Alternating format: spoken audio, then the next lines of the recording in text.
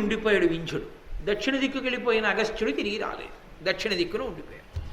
అందుకే శ్రీకాళహస్తి క్షేత్రం అంత అద్భుతమై మహానుభావుడు ఆ భగీరథుడు గంగానదిని ఎలా తీసుకొచ్చాడో అలా దేవలోకంలో బ్రహ్మగారి యొక్క అనుగ్రహంతో సువర్ణముఖరీ నదిని తీసుకొచ్చాడు. ఆయన తీసుకొచ్చి శ్రీకాళహస్తి పక్క నుంచి ప్రవహింపచేశాడు అగస్త్య మహర్షి. అంతటి మహానుభావుడు. ద్రవిడ వ్యాకరణాన్నంతటినీ ఆయనే నిర్ణయం చేశాడంటారు.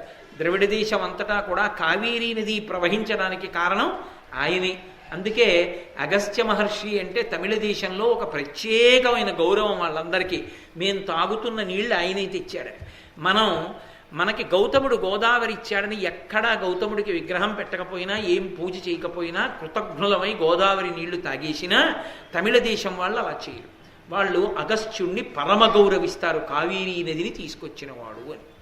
కాబట్టి ఆయన అలా లోకానికి మళ్ళీ సూర్యచంద్రుల యొక్క గతులను కల్పించినటువంటి వాడు. అంతటి మహానుభావుడయా. కాబట్టి సముద్రాన్ని ఎందుకు పానం చేయలేడు, తాగుతాడు అని దేవతలు అనుకుంటూ వెళ్ళారయ్యా ధర్మరాజా అని రోమశ మహర్షి చెప్తే, ఇప్పుడు చెప్పండి సముద్రపానం ఎలా చేశాడు అన్నాడు. ఇప్పుడు ఈ దేవతలందరూ వెళ్ళి ఆయనతో మొరబెట్టుకున్నారు అగస్త్యుడితో.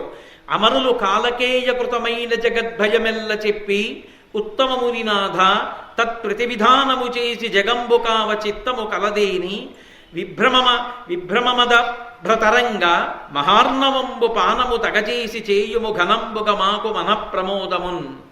నువ్వు లోకములనన్నిటినీ రక్షించాలి అని అనుకుంటే కాలకేయాదులు సముద్రపు అడుగున దాక్కున్నారు కనుక వాళ్ళు మాకు కనపడితే కానీ సంహరించలేం గనక భయంకరమైనటువంటి తరంగములతో ఉన్న ఆ సముద్రాన్నంతటినీ నువ్వు పానము చెయ్యవలసింది అని అగస్త్య మహర్షిని అడిగారు. వెంటనే అగస్త్య మహర్షి అందరు చూచుచుండక మహబ్ధిజలంబుల త్రావే విష్టపానందకరుండు అగస్త్యుడు అఘనాశుడు అట్లు పయోధి రిక్తమైనంది మీ కూర్మ కర్కటక నక్ర భుజంగ చయంబుతో భయం బందుచు కాలకేయులు బయల్పడితో చిరి దాని లోపలం. ఆయన రెండైతే సముద్రాన్ని తాగేస్తానని గబగబా సముద్రం దగ్గరికి వెళ్ళాడు. ఎవరు వస్తారులే అనుకున్నారు, వాళ్ళు లోపల ఉన్నారు. అసలు ఊహిస్తారేడు సముద్రాన్ని తాగేవాడు వాడు వస్తాడని. ఆయన చటుక్కన వెళ్ళి ఆచమనం చేశాడంటారు. ఆయన చేయలేదు. ఎందుకంటే ఆచమించాలి అంటే 3 మాటలు పుచ్చుకోవాలి. సముద్రం అంతా కలిపి అగస్త్య మహర్షి యొక్క ఇలా పుక్కిట పడితే ఒక్క మాటే సరిపోయింది, లోపలికి పుచ్చేసుకున్నాడు. ఆయన మంత్రశక్తి అటువంటిది. నర్మదా నది వరదలనన్నిటినీ తన కమండలంలోకి పట్టారు శంకరాచార్యుల వారు. ఎలా పడతారు? అదే వెనక్కి తీసుకొచ్చే పద్ధతి ఉంటుంది. ముందుకు ఎలా విస్తరిస్తారో విస్తరించిన దాన్ని వెనక్కి కూడా తీస్తారు. మనకి చూడండి బీటింగ్ రిట్రీట్ అంటారు. మళ్ళీ వెనక్కి వెళ్ళిపోవడం. రిపబ్లిక్ డే నాడు ప్రొసెషన్ వెళ్తుంది, మర్నాడు బీటింగ్ రిట్రీట్ వెనక్కి వెళ్తుంది. అలా ముందుకు విస్తరించినటువంటిది ఈశ్వర శాసనం. దాన్ని వెనక్కి తేగలగడం యోగబలం. తంతు అంటారు, ముందుకెడుతుంది. దూదిని పట్టుకుని ఇలా ఇలా ఇలా ఇలా ఇలా ఇలా సాగదీస్తారు. మా చిన్నతనంలో ఒత్తులు చేయడానికి కచ్చికిని ఇలా ముట్టుకుంటూ ఆవు పాలలో తడుపుకుంటూ ఇలా ఇలా ఇలా ఇలా పత్తి పట్టుకుని ఇలా లాగుతూ ఉండేవారు ఆవు పాలలో చేయి పెడుతూ. అది పెద్ద పొడుగ్గా వస్తున్నప్పుడు దాన్ని పేటలు వేసి తుంపి ఒత్తులు చేసి దీపం పెట్టుకోవడానికి సిద్ధం చేసేవారు. అలా తంతు అంటారు. ఆ దూదిలోంచి తంతువుగా తీగ పెడుతుంది. ఇప్పుడు తీగని మళ్ళీ తీసుకెళ్ళి దూదిగా చేయగలవా? చెయ్యగలరు, యోగశక్తి ఉంది. అలా వరదలు రావడం ఈశ్వర శాసనం. ఆ వరదలన్నింటినీ ఒక్క కమండలంలోకి పట్టేయగలగడం యోగశక్తి. అది ఆ శక్తి ఉన్నవాడు చేస్తాడు. నీకు లేదు కాబట్టి అలా ఎలా చేస్తారని అడగకూడదు. మీరు ఎలాగోస్తారండి గుండెని అడగకూడదు. డాక్టర్ గారికి వచ్చు కాబట్టి కోస్తాడు. కాబట్టి నువ్వు కొన్ని చూడలేదు కాబట్టి నీ బతుకులో వాడెవడో అలా చేయడని చెప్పడానికి నువ్వు సరిపో. నువ్వు చూడలేకపోయావు, నీ దరిద్రం అంతే, దురదృష్టం తప్ప. నేను చూడలేదు కాబట్టి వాడెవడో చేయలేడండి అనడం మాత్రం చాలా సాహసం. ఆ మాట అనకూడదు. రాష్ట్రపతిని ఎన్నుకోవడం నువ్వు చూసావా? రాష్ట్రపతిని గౌరవిస్తున్నావా లేదా? పేపర్లో చదువుకుని రాష్ట్రపతిని గౌరవిస్తున్నావే. ఎన్నిక చూడకపోయినా ఒక మహాపురుషుడు అలా చేస్తాడని పుస్తకంలో ఉంటే చదివి నమ్మకడానికి నీకేమిటి అభ్యంతరం? మరి అక్కడ నీకు నమ్మకం ఉందా, ఇక్కడ నమ్మకం లేదా? అంటే ఓ చోట నమ్మకం ఉండి ఓ చోట నమ్మకం లేనివాడివి వీధులెక్కి ప్రసంగం చేసేవాడివే. ఎలా నీ గురించి నేను విశ్వాసంలోకి తీసుకోవడం? కాబట్టి అది ధూర్తతనం, అలా మాట్లాడకూడదు, తప్పది. కాబట్టి సముద్రాన్నంతటినీ కూడా ఆయన ఒక్కసారి పానం చేసేసాడు. పానం చేసేస్తే సముద్రం లోపల ఉండేటటువంటి ప్రాణులన్నీ కూడా చేపల దగ్గర నుంచి, ఎండ్రకాయల దగ్గర నుంచి, మొసళ్ళ దగ్గర నుంచి, పాముల దగ్గర నుంచి అన్నీ ఒక్కసారి కనబడ్డాయి. మొత్తం నీళ్లు తాగేశాడు కదా. కనబడినప్పుడు కాలకేయులు అనుకున్నారు రాత్రి కదా మనం వెళ్ళాలని పడుకున్నారు. వాళ్ళు నీరు తీసేయగానే వాళ్ళు కనబడ్డారు. కనబడగానే దేవతలందరూ ఆయుధాలు పట్టుకుని సిద్ధంగా ఉన్నారు కదా, అదిగోరా అన్నారు, వేసేశారు ఆయుధాలు. వెయ్యగానే కాలకేయాది రాక్షసులందరూ చనిపోయారు, కొందరు ఓడిపోయారు, కొందరు పారిపోయారు, కొందరు పాతాళ లోకంలోకి వెళ్ళిపోయారు. వెళ్ళిపోయిన తరువాత ఇప్పుడు ఏమైందంటే అక్కడ ఉన్నటువంటి నీళ్ళన్నింటినీ అగస్త్య మహర్షి పుచ్చేసుకుని చూస్తున్నారు. కాసేపు యుద్ధం అయింది.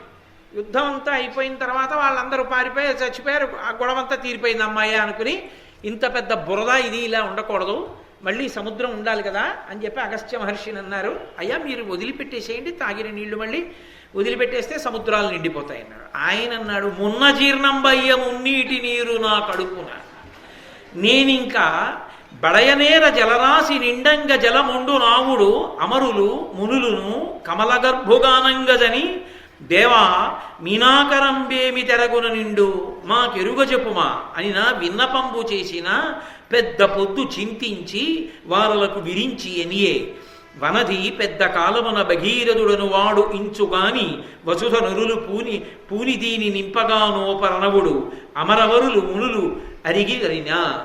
వీళ్ళందరూ కూడా అగస్త్యుడు వంక తిరిగి అన్నారు, అయ్యా మీరు పుచ్చుకున్న నీళ్లు వదిలేస్తే సముద్రం నిండిపోతుంది, మనం వెళ్ళిపోదాం అన్నారు. ఆయన అన్నాడు, మీరు నన్ను పుచ్చుకోమని చెప్పారు కానీ మళ్ళీ వదిలిపెట్టాలని నాకు చెప్పలేదు, అవి జీర్ణం అయిపోయాయి నాలో లేవు, ఇప్పుడు నేను ఎక్కడి నుంచి తేనా నీళ్ళు అన్నాడు. అమ్మ బాబోయ్ ఇది ఎక్కడికి కూడా సముద్రం లేదంటున్నాడు, జీర్ణం అయిపోయింది అంటున్నాడని అందరూ కలిసి వాళ్ళు బ్రహ్మగారి దగ్గరికి వెళ్ళారు.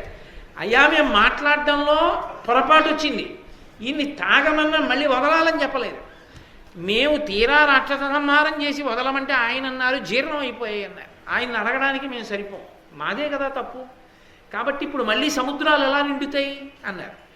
అంటే బ్రహ్మగారు కాసేపు కళ్ళు మూసుకుని తెరిచి చిరునవ్వు నవ్వి అన్నాడు, దాన్ని నింపేవాడెవడు లేడులేరా, ఇప్పుడు ఇంకా భగీరథుడని ఒక ఆయన వస్తాడు, ఆయన వల్ల మళ్ళీ సముద్రాలన్నీ నిండుతాయి నీళ్లతో, కాబట్టి మీరు పోండి మీ పనులు మీరు చేసుకోండి అన్నాడు. కాబట్టి పెద్ద బురద కయ్యలు ఉండిపోయాయి, చాలా కాలం నీళ్లు ఉండిపోయాయి కదా మరి, అందుకని సముద్రానికి బదులుగా పెద్ద పెద్ద బురదతో కూడిన కయ్యలు ఏర్పడిపోయి ఉండిపోయి. ఒక్కొక్కసారి పురాణానికి కావ్యానికి పురాణానికి తేడా వస్తుంది. ఇప్పుడు మీరు చదివేటటువంటి ఘట్టాల్లో తేడాలు కనపడతాయి, కంగారు పడకండి, నేను దానికి ఎందువల్ల వస్తుందో ఆఖరణ చెప్తాను. కాబట్టి పక్క వాళ్ళని తొడగొట్టేసి మోకాలు కొట్టేసి భుజాలు కొట్టేసి దాని గురించి వెంటనే అల్లరి పడిపోకండి. కాబట్టి అప్పుడు ఇలా కొంతకాలం నడిచిన తరువాత ఇక్ష్వాకు వంశంలో సగరుడు అనబడేటటువంటి చక్రవర్తి ఉద్భవించాడు. ఆ సగరుడు అనేటటువంటి చక్రవర్తి హైహయులను జయించినటువంటి వాడై సమస్త భూమండలాన్ని పరిపాలిస్తున్నాడు. కానీ ఆయనకి పుత్ర సంతానం లేదు. ఆయన కొడుకుల కోసమని తన భార్యలైనటువంటి వైదర్భితో శైబ్యతో, ఇక్కడ కూడా భార్యల పేర్లు తేడా, శ్రీరామాయణంలో ఉన్నటువంటి భార్యలు కేశిని సుమతి, ఇక్కడికి వచ్చేటప్పటికి వైదర్భి శైబ్య, ఈ ఇద్దరు భార్యలతో సగరుడు పరమశివుడి గురించి తపస్సు చేశాడు. పరమశివుని గురించి తపస్సు చేస్తే పరమశివుడు ప్రత్యక్షమయ్యాడు సగరుడికి. అక్కడ భృగు మహర్షి యొక్క అనుగ్రహంతో పుట్టారు రామాయణంలో. భారతంలో పరమశివ అనుగ్రహంతో పుడుతున్నారు. తేడా ఉంది, అంటే వ్యాసుడు ఒకలా వాల్మీకి ఒకలా రాశారా అండి అని తొందరపడిపోకండి. కాబట్టి పరమశివుడు ప్రత్యక్షమై అన్నారు, వైదర్భికి 16,000 మంది జన్మిస్తారు, శైబ్యకి ఒక్కడే కొడుకు పుడతాడు. వైదర్భికి జన్మించిన 60,000 మంది కుమారులు కూడా ఒక్కసారే మరణిస్తారు, 60,000 మంది జన్మించి. ఈ శైబ్యకి జన్మించినటువంటి ఒక్క కుమారుడు వంశకర్త అవుతాడు, వంశం నిలబడడానికి కారణం అవుతాడు అని చెప్పాడు. కొంతకాలం అయిపోయింది, ఆయన చెప్పినట్టే శైబ్యకి ఒక కుమారుడు జన్మించాడు, ఆయనకి అసమంజసుడు అని పేరు పెట్టాడు సగరుడు. ఈమెకి ఈ వైదర్భికి సంతానం కలగకపోగా ఒక సొరకాయ లాంటిది ఒకటి పుట్టింది. ఆమె సొరకాయ పుట్టింది ఏమిటని అలిగి వీధిలో పడేయమని అశరీరవాణి పలికింది, అది బయట పడేయకండి, దాదులకిచ్చి నేతి కుండలలో పెట్టండి, అందులోంచి 60,000 మంది పుత్రులు వస్తారని. అలాగే దాచారు, అందులోంచి 60,000 మంది పుత్రులు పైకొచ్చారు. వాళ్ళందరికీ సగరుని యొక్క కుమారుడు కనుక వాళ్ళకి సగరులు అని పేరు వచ్చింది. వాళ్ళు ఎప్పుడూ కూడా ఆకాశంలో తిరుగుతూ ఉండేవాళ్ళు. వాళ్ళు పుట్టుకతో అనంతమైనటువంటి శక్తి సంపన్నులు. వాళ్ళు దేవతా కార్యములను చెడగొడుతూ దేవతలను భయపెడుతూ బాధ పెడుతూ తిరుగుతున్నారు. అలా తిరుగుతుంటే దేవతలకి ఆగ్రహం కలిగి వెళ్ళి చతుర్ముఖ బ్రహ్మగారిని అడిగారు, 60,000 మంది ఒక్కసారి పుట్టడం ఏమిటి, విమానాలెక్కి తిరగడం ఏమిటి, లోకాలన్నీ పాడు చేయడం ఏమిటి, 60,000 మంది ఎలా చచ్చిపోతారని అడిగారు. ఆయన అన్నాడు నవ్వి, వాళ్ళు మహోత్సాహవంతులరా, మీరు భయపడకండి, వాళ్ళందరూ కలిపి ఒక్కసారే చచ్చిపోతారు. ఒక్కసారే వాళ్ళు అగ్నిలో దగ్ధమైపోయి బూది కుప్పలుగా పడిపోతారు. కాబట్టి మీరు వాళ్ళ గురించి ఏం బెంగపెట్టుకోకండి, మీ పనుల మీద మీరు వెళ్ళిపోండి, వాళ్ళది అల్పాయుద్ధాయం వాళ్ళు ఎక్కువ ఉండరన్నాడు. కాబట్టి వాళ్ళే మడిచిపోతారులే అని దేవతలు వెళ్ళిపోయారు. వెళ్ళిపోయిన తరువాత సగర చక్రవర్తి అశ్వమేధయాగం చేస్తాను అని సంకల్పం చేశాడు. ఆయన అశ్వమేధయాగం చెయ్యడానికి సంకల్పం చేసి గుర్రాన్ని విడిచిపెట్టాడు. అశ్వమేధయాగం చెయ్యాలనుకున్న వాళ్ళు గుర్రాన్ని విడిచిపెడతారు. విడిచిపెడితే ఆ గుర్రం ఎటు వెళ్ళిందో అటుగా వెళ్ళాలి. వెళ్ళి ఆ గుర్రాన్ని ఎవరో అపహరించకుండా కాపాడాలి. అది తిరిగి వచ్చే వరకు దాన్ని రక్షించాలి. ఎప్పుడైనా ఒక నియమం ఉంటుంది. ఆ నియమం ఏమిటంటే, ఒక యాగం కానీ ఒక యజ్ఞం కానీ చేసేటప్పుడు అది పూర్తయ్యే పర్యంతము పీటల మించి లేచిపోయి ఊరు విడిచిపెట్టి వెళ్ళిపోకూడదు, ఇంకొక పని మీద వెళ్ళిపోకూడదు. అలా వెళ్ళిపోయారనుకోండి, అలా యజమానిగా ఎవరు కూర్చున్నాడో ఆయన కుటుంబం, చేయించినటువంటి ఋత్విక్కులు, అది చూసిన వాళ్ళు అందరూ నశించిపోతారు. కాబట్టి తెలిసి కూర్చోవాలి కూర్చునేవాడు. అందుకే పీటల మీద కూర్చోవడానికి ఎవరిని పడితే వాళ్ళని కూర్చోబెట్టకూడదు. ధర్మం తెలిసిన్నవాడిని కూర్చోబెట్టాలి తప్ప అర్ధంతరంగా లేచిపోయి అకస్మాత్తుగా పనొచ్చిందంటే అని వెళ్ళిపోకూడదు. 2, ఒకసారి దీక్షా స్వీకారం చేసి కంకణం కట్టుకున్నాడు అనుకోండి, శాస్త్రమే. ఇక ఏం జరిగినా ఆయనకి ఏ విధమైనటువంటి అశౌచము రాదు ఆయనకి. అది కాపాడి తీరుతుందంతే. కంకణం అంటే కంకణమే. ఇంకా కంకణం అంటే రక్షణి ప్రసరింపచేస్తుంది. ఈశ్వరానుగ్రహాన్ని ప్రోధి చేస్తారు మంత్రముల చేత. ప్రోధి చేసి ఆ కంకణాన్ని తీసుకొచ్చి సమంత్రకంగా కట్టుకోవాలి. ఎలా పడితే అలా చెప్పులేసుకుని అది కట్టేసుకుంటే ఇంకా దాని శక్తి ఉండదు. ఎలా కట్టుకోవాలో అలా కంకణాన్ని, అంటే జలపాత్ర మీద పెట్టి కుంభం మీద చేతిని పెట్టి కట్టించుకోవాలి. భర్త అయితే భార్య చేత, భార్య అయితే భర్త చేత కట్టించుకోవాలి. అలాగే పెళ్లి కానటువంటి పిల్లలైతే తండ్రి కానీ తల్లి కానీ కడతారు కంకణాన్ని. కాబట్టి ఆ కంకణం ధారణ చేసిన తరువాత పీటల మించి లేవకూడదు. కాబట్టి ఇప్పుడు మరి ఏ ధైర్యం చూసుకుని విడిచిపెట్టాడు గుర్రాన్ని? ఇప్పుడు ఆ గుర్రాన్ని ఎవరైనా అపహరించారనుకోండి, పోతుంది అశ్వమేధయాగం, అక్కడతో పోయిందంతే. ఇప్పుడు యాగము చేస్తానని సంకల్పం చేసి యాగం చెయ్యలేకపోతే ప్రాయశ్చిత్తం చేసుకోవాలి. అంటే అదో బాధ వస్తుంది. సగం ఆగిపోయిందిగా యాగం పూర్తవలేదు. యజ్ఞభంగము, యాగము పూర్తవకుండా ఉండడము క్షేమకరములు కావు. యాగం పూర్తయిపోవాలి. అందుకే దక్షయజ్ఞ ధ్వంసం చేసిన పరమశివుడంతటి వాడు మళ్ళీ దక్షుడికి ప్రాణం ఇచ్చి మేకతలకాయ పెట్టి, ఒరే వెళ్ళి కూర్చుని ఆ యజ్ఞం పూర్తి చేసేయి అన్నాడు. మన దక్షారామంలోనే జరిగింది దక్షయజ్ఞం. దాని పేరు దక్షారామం. కర్మకాలది ద్రాక్షారామం అయింది. ద్రాక్షారామం కాదది, అది దక్షారామం, దక్షుని యొక్క ఆరామం.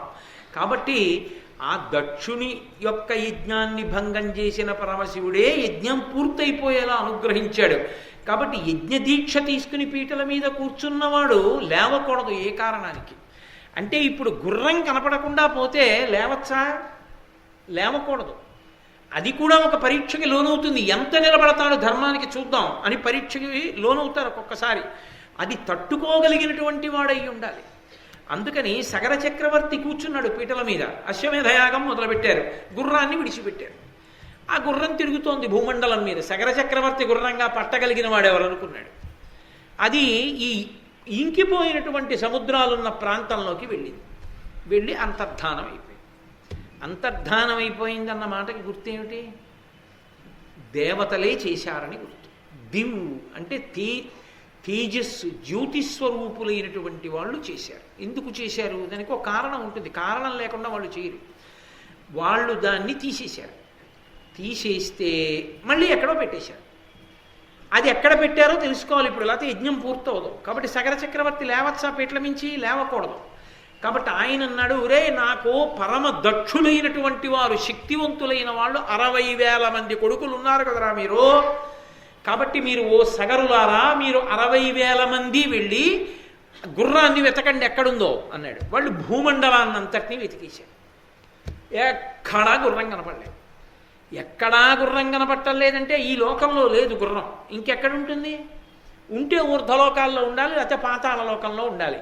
సాధారణంగా యజ్ఞభంగం ఎవరు చేస్తారు? రాక్షసులు చేస్తారు. రాక్షసులు ఎక్కడ ఉంటారో పాతాళ లోకంలో ఉంటారు. కాబట్టి పాతాళంలో వెతుకుతాను రండి అన్నారు. పాతాళానికి ఎలా పెడతారు? భూమిని తవ్వేయాలి. తవ్వాలి అంటే కొంచెం నీళ్ళవి పోసి కాస్త మెత్తమెత్తగా ఉందనుకోండి, తవ్వేయడం తేలిక. ఒరే ఎలాగో నీళ్ళు ఎండిపోయాయి, బురదగా ఉంది, ఇక్కడ గోతులు తవ్వుదాని రండి అన్నారు. అని వాళ్ళు ఇంకిపోయిన సముద్రాల దగ్గర గోతులు పెట్టి పాతాళలోకానికి వెళ్ళారు. వీళ్ళు దేవతల్ని ఇబ్బంది పెడుతున్నారనే కదూ దేవతల వ్యూహం. ఈ లోకమునంతటినీ కూడా తనదిగా భరించేటటువంటి శ్రీ మహావిష్ణువు కపిల మహర్షి రూపంలో పాతాళలోకంలో కూర్చుని ఆయన తపస్సు చేసుకుంటున్నారు ఆ టైంలో. అంటే ఆయన అప్పటికి ఆ అవతార స్వీకారం చేసి ఉన్నారు. అవతారము అంటే ఒక్కొక్క ప్రయోజనం కోసం ఒక్కొక్కసారి ఆయన భూమండలానికి వస్తారు. ఆయన అప్పుడు ఒక ప్రయోజనానికి వచ్చారు, ఏదో దేవహూతి కర్దములకు. అందులో దేవహూతికి ప్రత్యేకంగా జ్ఞానబోధ చేయడం కోసం వచ్చింది కపిలావతారం. దానితో పాటుగా తను సృజించినటువంటి భూమిని పాడు చేస్తున్నటువంటి ఈ సగరుల జోలికి వెళ్ళి ఆ సగరుల్ని సంహరించడానికి కూడా ఆయన వచ్చాడు. కాబట్టి ఆయన తపస్సు చేసుకుంటూ కూర్చున్నాడు. మంచి జ్ఞానము కలిగిన వాడిగా ఆవిర్భవించి ఉన్నాడు కనుక ఆ సమయంలో. భూమి జోలికి వెడితే ఒకటి భగవానుడు అంగీకరించడు విష్ణు. ఎందుచేత అంటే భూమికి ఒక రహస్యం ఉంటుంది. పృథివీ సూక్త భూసూక్తం అని ప్రత్యేకంగా జరుగుతుంటారు. దానికి వసుంధర అని పేరు. సమస్త ఐశ్వర్యమునకు గని ఏది అంటే భూమి. ఈ భూమియే సమస్తమునకు ఆధారం. మనం నిలబడ్డామంటే భూమి మీదే, ఇల్లు కట్టుకుంటే భూమి మీదే, తినాలంటే భూమిలోంచే రావాలి, ఏదైనా భోగం అనుభవించాలంటే భూమిలోంచి వచ్చిందే భోగానికి కారణం. ఓ మంచం మీద పడుకోవాలనుకోండి, ఓ చెట్టు భూమిలోంచి వస్తే చెట్టునే మంచంగా మార్చుకుని పడుకోవాలి. ఓ కుర్చీ చేయించుకోవాలంటే కొయ్య కావాలంటే చెట్టు ఉండాలి. ఓ కారు చేయించుకోవాలంటే ఇనుము రావాలంటే గనిలోంచి భూమిలోంచి రావాలి. కారు పరిగెత్తాలంటే పెట్రోల్ కావాలంటే భూమిలోంచి రావాలి. సమస్త ఐశ్వర్యములకు గని భూదేవి. ఆఖరికి పడిపోయిన వాడు కూడా చిట్ట చివరికి భూమిలోకే వెళ్ళిపోతాడు. మలమూత్రములు ఆమె ముఖం మీద విసర్జించిన నా బిడ్డలని ఆవిడ ఓర్చి పుచ్చుకుంటుంది. ఆఖరణ శరీరం పడిపోయినప్పుడు చేరిపోయేది కూడా నిజానికి ఆ తల్లి ఒడిలోకే చేరిపోతాం. అంతటి మహాస్వరూపం ఆ తల్లిది, భూదేవిది. అటువంటి భూదేవి శ్రీ మహావిష్ణువు యొక్క ఇల్లాలు, ఆయన భార్య కనుక మనకి తల్లి. అటువంటి భూదేవి గమ్మత్తు ఏమిటంటే మళ్ళీ ఇదే భూమికి పార్వతీదేవి శాపం సుబ్రహ్మణ్య జననమునందు. ఎంత ఘోరమైన శాపం ఇచ్చిందంటే పార్వతీదేవి ఈ భూమి శివవీర్యాన్ని పట్టింది ఒకప్పుడు. అది ఏదైనా సహిస్తుంది కానీ ఆడది తన భర్త తేజస్సు తాను పట్టుకోవాలి తప్ప తన భర్త తేజస్సుని వేరొకరు పట్టుకుంటే, వేరొకరు వహిస్తే ఆ స్త్రీని భార్యారూపంలో ఉన్న స్త్రీ సహించలేదు. దాన్ని పార్వతీదేవే అంగీకరించలా. నా భర్త తేజస్సును నువ్వెందుకు పట్టావని, పరమహీనమైన పని చేశావు కాబట్టి హీనమైన బ్రతుకే నీకు ఇస్తున్నాను. ఏమిటో తెలుసా? తండ్రికి భార్యవే, కొడుక్కి భార్యవే నువ్వు. దారుణం కదూ. కొడుక్కి తండ్రి భార్య తల్లి తప్ప కొడుక్కి మళ్ళీ ఆమె భార్య కాదు. కానీ భూమికి భూపతులు అంటారు. తండ్రి రాజ్యం చేస్తాడు భూపతి. తండ్రి మరణిస్తే కొడుక్కి పట్టాభిషేకం అవుతుంది. కొడుకెవరు? భూపతి. అప్పుడు ఏమైంది? ఇద్దరూ భూపతులే. తండ్రికి కొడుక్కి కూడా భూమిపతులు అయ్యారు వాళ్ళు. నువ్వు అలా పిలిపించుకుంటావు. దాని వలన ఎంతో సిగ్గుపడవలసిన లక్షణాన్ని పొందవలసి వస్తుందని పార్వతీదేవి శాపం వచ్చింది భూమికి ఒకానొకప్పుడు. ఇవన్నీ మనుష్యులు తప్పు చెయ్యకూడని ఏ ఉన్నాయో, ఏ తప్పు చేస్తే అత్యంత ప్రమాదాలు వస్తాయో నిరూపణం చేశాయి కావ్యాలు, పురాణాలు. కాబట్టి ఆ తల్లి విష్ణువు యొక్క భార్య భూమి. ఆ తల్లి జోలికి వెడితే ప్రమాదం. ఆమె ఎందు 2 లక్షణములు ఉంటాయి. ఎంత ప్రజ్ఞ అయినా మనుష్యుడు పొంది ఉండవచ్చు ఈశ్వరానుగ్రహంతో. అంగుళం భూమిని పెంచలేడు, అంగుళం భూమిని తగ్గించలేడు. తనది భూమి అన్నవాడు భూమిలో కలిసిపోతాడేమో కానీ భూమిని తనతో పట్టుకుని వెళ్ళేవాడు లేడు.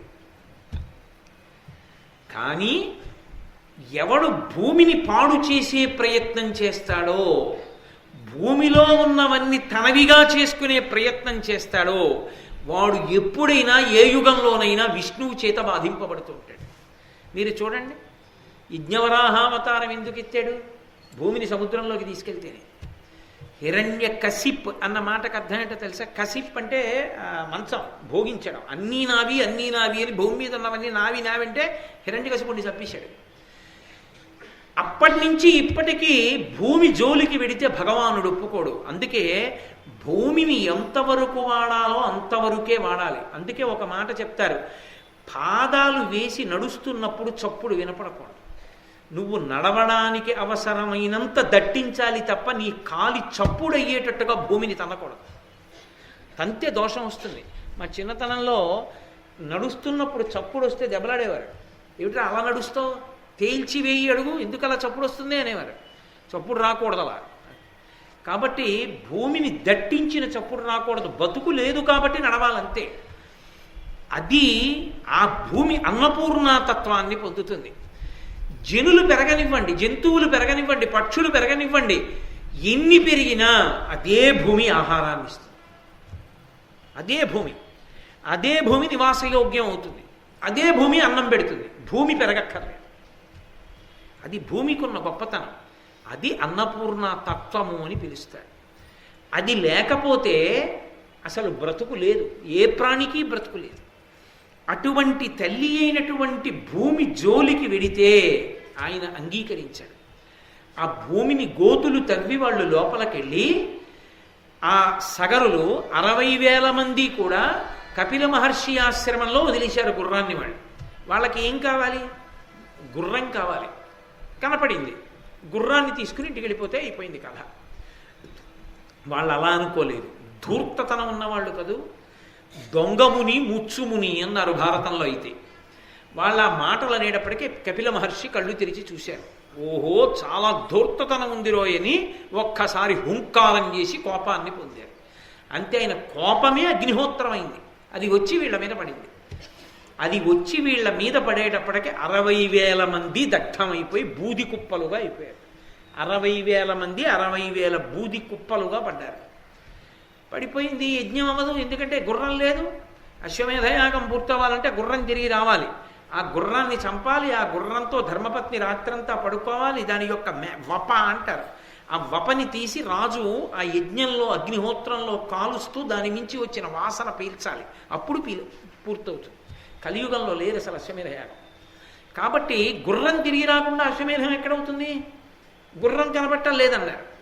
గుర్రం కనబడకపోతే గుర్రం ఎక్కడుందో కనిపెట్టాలి. పంపించిన 60,000 మంది సగరులు ఏమైపోయారు?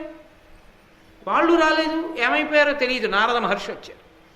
వచ్చి ఆయన అన్నారు, ఏమయ్యా నీ కొడుకులు 60,000 మంది మరణించారన్నారు. ఇప్పుడు మరి సగరుడికి అసౌచ్యం వచ్చిందా? దీక్షా కంకణంతో ఉన్నాడు పీటల మీద. తను మాత్రం లేవకూడదు. 60,000 మంది కాలిపోయారన్నా వెళ్ళలేదు. కంగారు పడ్డాడు. రామాయణంలో అయితే పురోహితులు చెప్తారు, వెళ్ళడానికి వీలు లేదు. నువ్వు వెడితే యజ్ఞం చేయించినందుకు, ఇటువంటి యజ్ఞం చేయించినందుకు మేము కూడా సర్వనాశనం అయిపోతాం. అందుకే యజ్ఞయాగాది క్రతువుల యందు ఎప్పుడైనా సరే ఆ యాజ్ఞికమును స్వీకరించేటప్పుడు బ్రాహ్మణులు కూడా చూసుకోవాలా, చేసేవాళ్ళు సరిగ్గా చేసేవాళ్ళేనా. అంతేకాని ఎవరికి పడితే వాళ్ళకి యజ్ఞాలు యాగాలు చేయించకూడదు. ధర్మశాస్త్రం అంతే. కాబట్టి నువ్వు వెళ్ళిపోతే యాగం పోతుంది. యాగం పోతే మేము కూడా నాశనం అయిపోతాం. కాబట్టి నువ్వు వెళ్ళడానికి వీల్లేదు, ఇలా ఉండవలసిందే అన్నారు. సరే ఉంటానని కూర్చున్నాడు సగరుడు. కూర్చుని, అంటే నేను రామాయణ భారతాలను కలుపుతున్నాను, మీకు ఆరణ్య పర్వంలో ఇలా ఇవన్నీ ఉండవు, నేను కలిపి చెప్తున్నాను. చెప్పి ధర్మశాస్త్రం వరకు ఏ యుగందైనా ఏ కల్పంలోదైనా ఒకటే అవుతుంది. కాబట్టి ఇప్పుడు ఆయన అంశుమంతుణ్ణి పిలిచాడు, మనవణ్ణి పిలిచి, ఒరే నాయనా, మీ నాన్న అసమంజసుడు నా కొడుకు, కానీ వాడు సరయూ నదిలో పిల్లలందరినీ తోసేస్తుండేవాడు. తోసేసి నవ్వుతూ ఉండేవాడు. ప్రజలందరూ వచ్చి నాకు చెప్పారు, మీ అబ్బాయి పిల్లలందరినీ నదిలో తోసేసి నవ్వుతున్నాడని. నా కొడుకైనా ధర్మం తప్పితే తప్పే కనుక వెలివేశాను రాజ్యం నుంచి. అది మహారాజు అంటే ఆ రోజుల్లో. వింటున్నాడు ధర్మరాజు. వెలివేశాను రా, అందుకని మీ నాన్న రాజ్యం వదిలిపోయాడు. 60,000 మంది మీ తండ్రులు కాలిపోయారు, బూది కుప్పలైపోయారు కపిల మహర్షి ఆగ్రహ జ్వాలలలో. కాబట్టి ఒరే నాయన, నువ్వు వెళ్ళి ఆ యాగాశ్వాన్ని తీసుకురారా, వస్తే పూర్తవుతుందిరా మన యజ్ఞం అన్నాడు. అంటే అప్పుడు అంశుమంతుడు బయలుదేరి ఈ ఎండిపోయినటువంటి సముద్రాల యందు సగరులు తవ్వినటువంటి గోతుల గుండా పాతాళలోకాన్ని చేరి కపిల మహర్షి ఆశ్రమానికి వెళ్ళి కపిల మహర్షికి నమస్కరించి వినయంతో భక్తితో ఆయనకి అంజలి ఘటించి గుర్రాన్ని తీసుకెళ్ళిపోతానని అడిగారు. చాలా సంతోషించి, ఒరే నాయన, నీ వంశంలో పుట్టినటువంటి వాడు సాగరములు నిండడానికి కారణమవుతాడు, మళ్ళీ నువ్వు ఈ యజ్ఞం పూర్తవడానికి కారణమవుతావు, కాబట్టి తీసుకువెళ్ళు అన్నారు. అప్పుడు ఆ గుర్రాన్ని తీసుకుని మళ్ళీ ఆ అంశుమంతుడు సగరుడు యజ్ఞం చేస్తున్న ప్రదేశానికి వచ్చి యజ్ఞాన్ని పూర్తి చేయించాడు. పీటల మించి పైకి లేచినటువంటి సగర చక్రవర్తి చాలా సంతోషించి ఈ ఎండిపోయినటువంటి సముద్రం ఏదుందో దాని అధిష్టానమైనటువంటి సగరుణ్ణి దత్తత తీసుకున్నాడు తన కొడుగ్గా. అందుకని సముద్రములు సాగరములు అని పేరు పొంది. సగర చక్రవర్తి దత్తత తీసుకున్నాడు కాబట్టి సముద్రాల్ని సాగరములయ్యాయి భారతం ప్రకారం. కాబట్టి అవి సాగరములైతే ఆ తర్వాత సగర చక్రవర్తి వెళ్ళిపోయాడు, అంశుమంతుడు వెళ్ళిపోయాడు, దిలీపుడు వెళ్ళిపోయాడు. దిలీపుడు కొడుకు భగీరథుడు రాజ్యానికి వచ్చాడు. ఈ వెళ్ళిపోయిన వాళ్ళందరూ అంటే రాజ్యం చేసి పట్టాభిషేకం చేసుకుని ప్రజల్ని పరిపాలించి కొన్ని వేల సంవత్సరాలుండి వానప్రస్థానికి వెళ్ళి భార్యతో తపస్సు చేసుకుని శరీరాన్ని విడిచిపెట్టి ఉన్నత లోకాలకి వెళ్ళిపోయినటువంటి వాళ్ళందరూ బాధపడేవారు. అయ్యో, నాకు సంబంధించినటువంటి పూర్వీకులు పితృదేవతలు బూది కుప్పలై పడిపోయారు 60,000 మంది. ఈ 60,000 మందిని మేము ఉద్ధరించలేకపోయాం. ఎలా? వాళ్ళని ఉద్ధరించేటటువంటి అవకాశం ఏమైనా ఉందా అనుకునేవారు. ఏమీ చెయ్యలేక వెళ్ళిపోయారు. భగీరథుడి యొక్క కాలం వచ్చింది.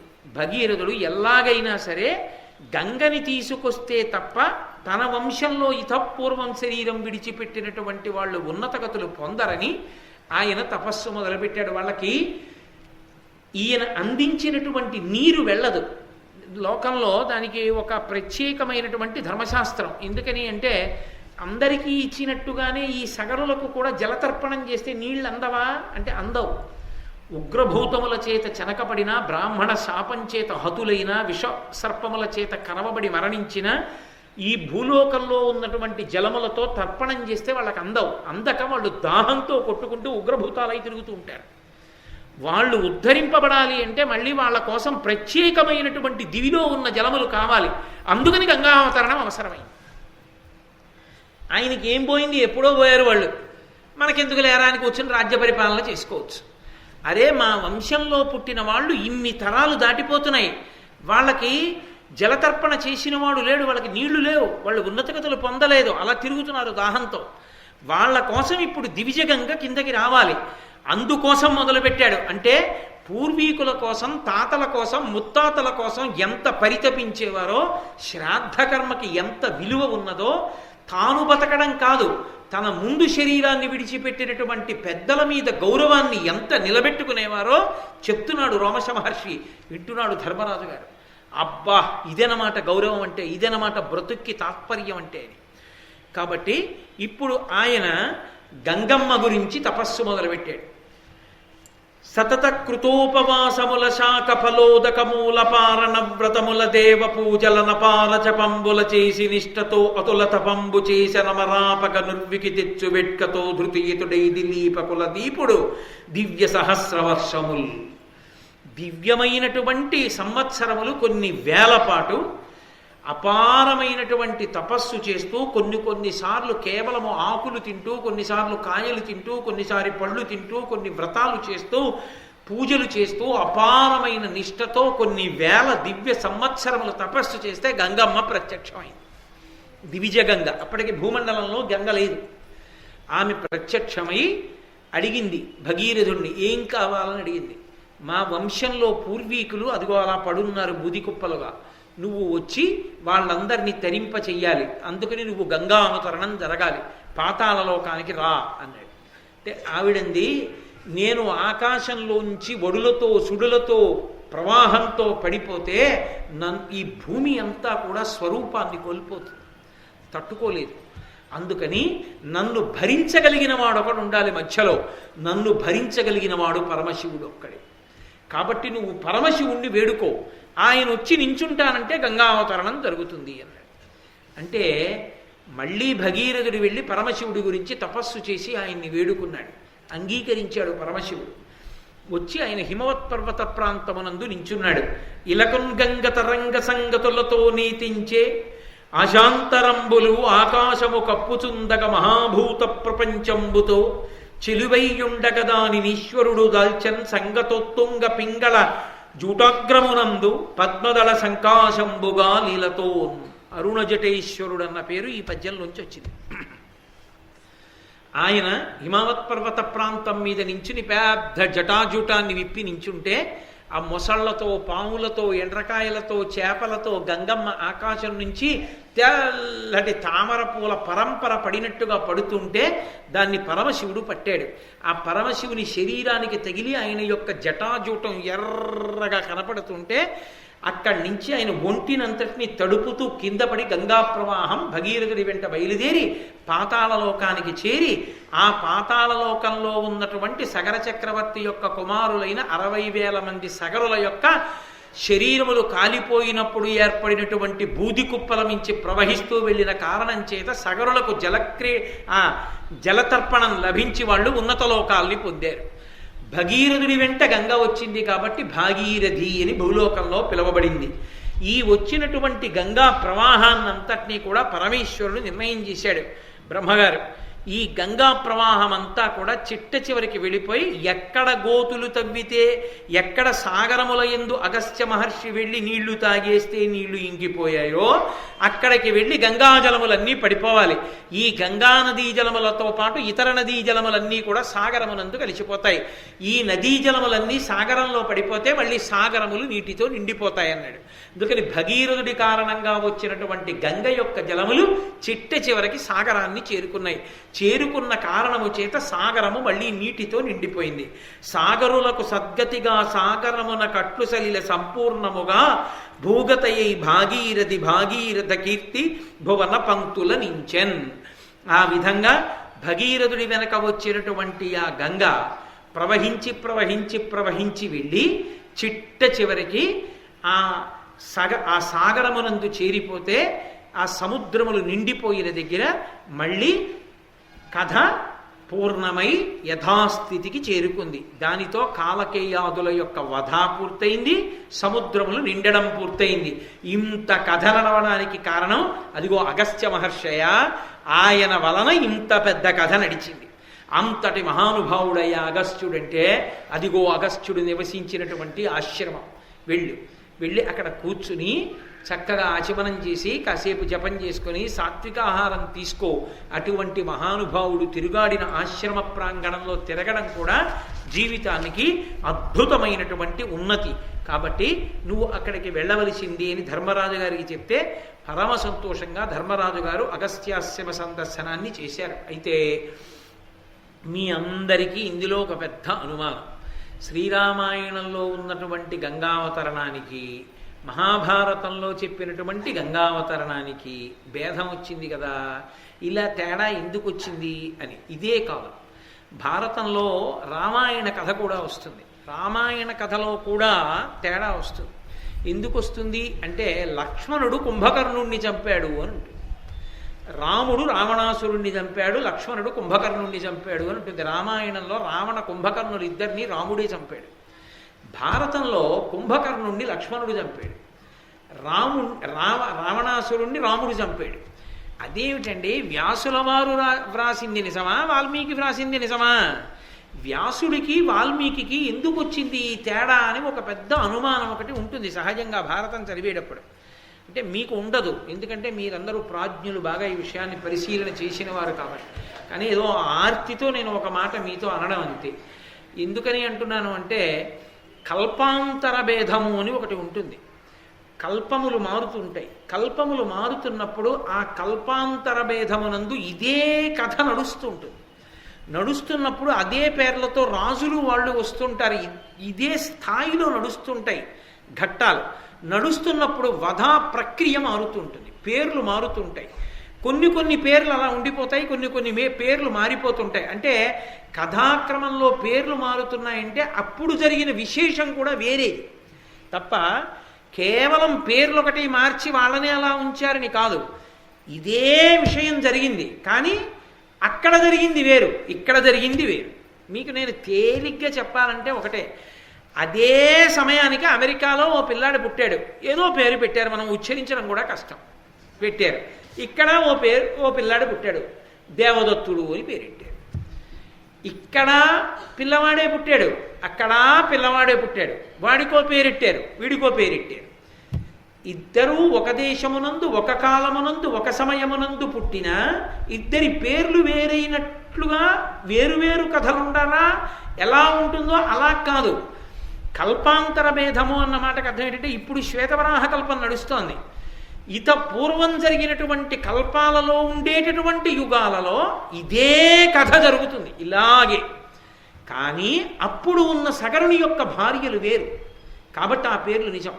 అప్పుడు పుట్టిన పిల్లలు శివానుగ్రహంగా పుట్టిన వాళ్ళు కాబట్టి ఆ కథ వేరు, ఈ కథ వేరు. అందుకని వ్యాసుడిది కల్పాంతర కథ, వాల్మీకిది ఒక కల్పాంతర కథ. అందుకని ఇద్దరిది సత్యాలే తప్ప ఇద్దరిది ఎవరిదో ఒకటి సత్యం ఒకటి అసత్యం అని తీర్పు చెప్పకూడదు. భారతంలోనిగా రామాయణంలోది రామాయణంగా అర్థం చేసుకోవాలి. రెండు కల్పాంతర భేదాలు ఉన్న కథలని పెద్దలందరూ వ్యాఖ్యానాల్లో అదే మాట చెప్పారు. కాబట్టి ఆ విషయాన్ని దృష్టిలో పెట్టుకున్నప్పుడు వ్యాసుడు తప్ప వాల్మీకి తప్ప అన్న మాట రానే రాదు. ఇద్దరివి సత్యాలే, కల్పాంతర భేదంలో ఉన్న కథలు కనుక. కాబట్టి తరువాతి కాలంలో అదిగో ఆ విశ్వామిత్ర మహర్షి యొక్క ఆశ్రమ ప్రాంగణం దగ్గరికి వెళ్ళారు. వెళ్ళి అదొక అద్భుతం. ఆ విశ్వామిత్రుడి ఆశ్రమంలో ఇది విశ్వామిత్రుని ఆస్పదమిది కౌశికి అనంగ బరగినయది అల్లది ఋష్యశృంగుడను ముని హ్రదము అనవుడు ధర్మతనయుడమ్ముని కనియన్. ఆ విశ్వామిత్ర మహర్షి ఆశ్రమం, ఆయన ఆశ్రమానికి దగ్గరలో ప్రవహిస్తున్నటువంటి నది కౌశికీ నది. కాబట్టి ఆ నదికి ఆ విశ్వామిత్రుడికి ఎంతో అనుబంధం ఉంది.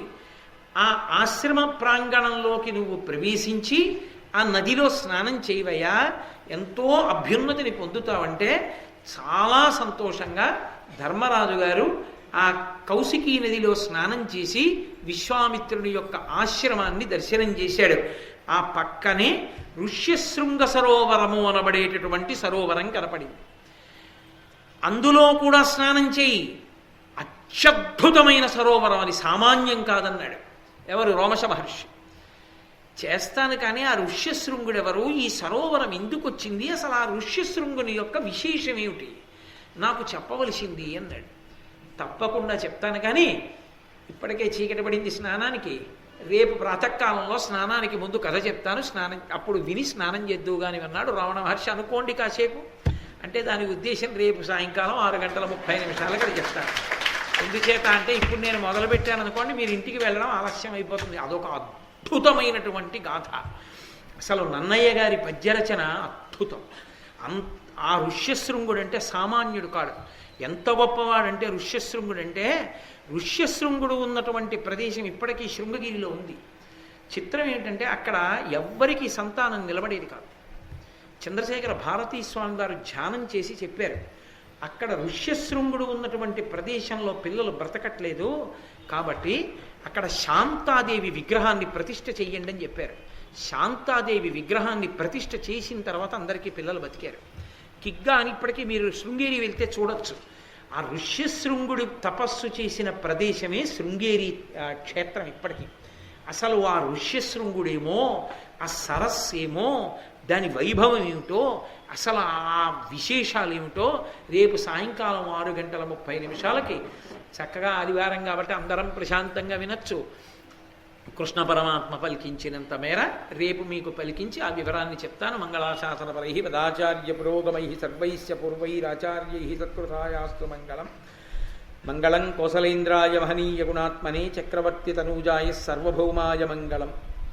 సర్వం శ్రీ ఉమామహేశ్వర పరబ్రహ్మార్పణమస్తు. స్వస్తి.